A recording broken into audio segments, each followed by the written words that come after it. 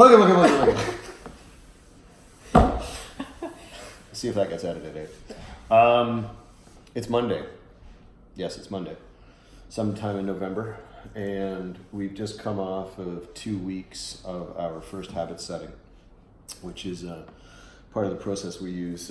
We used to use at the gym that I owned, CrossFit Guelph. And we're now going to use at Iinsight-Based coaching as well. We're going to continue with that because it's a really good formula, actually. So with that, we're going to do a quick intro video. I'm just talking now. We'll have to edit this. What do we really want to be saying here? Can we start again? Well, obviously. All right. Okay, hi. It's Monday. We're doing some habit setting, and we just thought we would give you a quick behind-the-scenes look at what it looks like when you come in for a coaching session. Not so much a coaching session, but a check-in. A check-in. Thank you, Julie. Yeah, a 2-week check-in. So Julie is going to put me through my paces, and we'll see what happens. All right. So what were you working on for the last 2 weeks? Last 2 weeks. So my habits for last week were to avoid Harvey's cheeseburgers. If you're not in Canada, picture the best fast food burger you can imagine, and that would be a Harvey's burger. So I wanted to stay away from those. And the other habit was my rum and Coke habit, which I really like. I really like rum and Cokes. And I wanted to substitute my rum and Cokes out, basically. Okay. How did that go for you? Really well, actually. It was easy. I had a couple of beers a few times over the last few weeks, but again, the goal was not to avoid alcohol. Mm-hmm. It was to avoid an alcohol that I can easily drink multiples of, in favor of something that is less easy to drink. So yeah, a couple of times I had some beer, and then no fast food at all, although I was out once or twice, once in the last 2 weeks with a buddy that I was working with, and I had a burger at lunch, but it was like a restaurant quality burger. It wasn't a fast food burger. So it sounds like for the alcohol, you were 100% successful at cutting out the rum and Cokes, and for the fast food burgers, I guess technically 100% effective as well. Yeah, I'd like to say that I was 100% successful on both. Substituting one alcohol for another alcohol is not necessarily ideal, but the thought was that if I could modify the habit around the drinking, that would be a good first step. Do you think it's something you can maintain long term? 100%. Yeah. Yeah, That's 100%. great. Yeah. How do you feel after the 2 weeks? Good. Yeah, I was on some levels a little bit worried about the rum and Coke, because coming out of the summer it was my drink of choice, and I was doing too much of it. But so I feel good. I feel proud of myself for having laid out some habit changes and then sticking to them. That there didn't seem to be a lot of effort involved in either one of them. It was more like, okay, these are two things that I can see as sort of outliers in my life that are pretty easy to adjust. So I would say in general, I feel good. I feel great about it. So for the next 2 weeks, you'll be able to take those habits forward with you? Yeah. I think so. I almost celebrated with a rum and Coke yesterday, and then I went into the cupboard to get the Coke, which is there for rum and Coke, and found out that it had been drunk. And then I couldn't bring myself to go to the store because that seemed silly. So my best intentions were thwarted, and I ended up drinking water yesterday. But I don't see any problem in carrying those forward. All right. Have you given any thought to what you'd like to work on for the next 2 weeks? I have, actually. And one of them is sleep. My partner works 3 nights a week in Toronto. So 3 nights a week she gets home kind of late, as you know.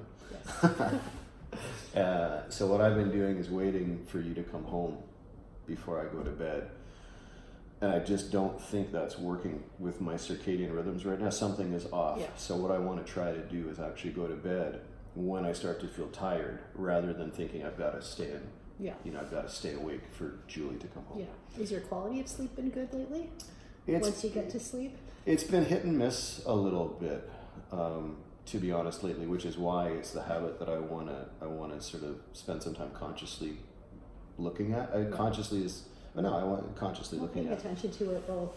Yeah. I mean, I don't want these things to be work, Yes. right? Because I got other shit going on, and so this stuff needs to be fairly easy for me, easy to implement at least.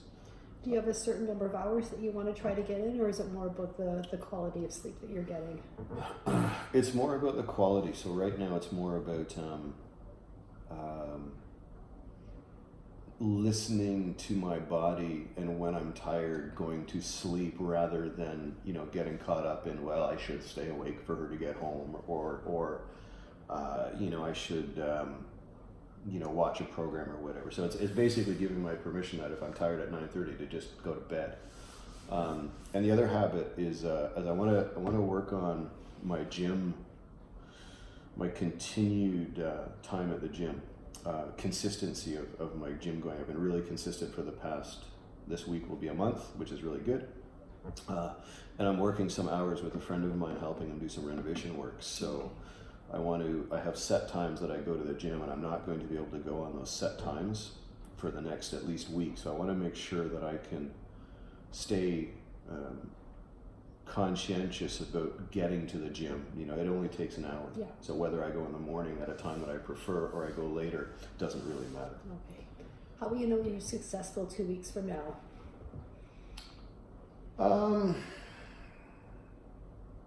Well, how will I know I will be? Well, I suppose practically I will be on this is week 3, week 1. I'll be starting week 2 of my training cycle. Okay. So if I'm starting week 2 on time, it means the gym piece will have gone better, or not gone better, but will have gone as consistently as it has been going. By then I will have seen, I'll also have seen a strength increase. So the way the program is designed, there is a max effort set at the end of each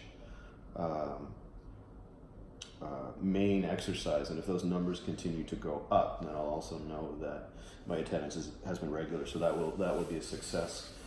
In terms of the sleep, yeah, I don't really know. That's a good question. I imagine... Have you been feeling well rested when you wake up in the morning? Yeah, half and half. So that's probably that'll probably be a good indicator. So it'll be sort of twofold, I guess. I wake up feeling refreshed, will speak to quality of sleep, and having the wherewithal to go to bed early. But you asked about how I know it will be a success. The sleep is a little bit harder to pin down, to be honest, but yeah, we'll see. If I what I can tell you is what I would expect to have happen, right? Okay. So if I can get 2 weeks of consistent sleep, going to bed when I'm tired, then my suspicion is that I'll have better sleep quality, better duration, obviously. And then if after 2 weeks I don't feel any physical and mental difference, I'll know whether I was successful or not. So I'm anticipating that there's going to be some mental acuity changes, which is what I'll be watching in terms of the sleep. All right, that sounds great. Let's see how you do over the next 2 weeks. Okay. So that was kind of it. It's a little stiff, obviously, because we're doing it for a camera for the first time, and you know, and there's certainly room for the conversations, to flow in multiple directions depending on what we're checking in on, whether it's nutrition or exercise or wellness.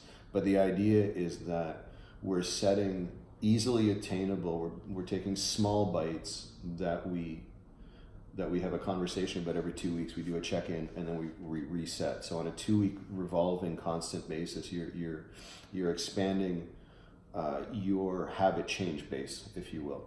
Anyway, that's it for now. See you later. That's it.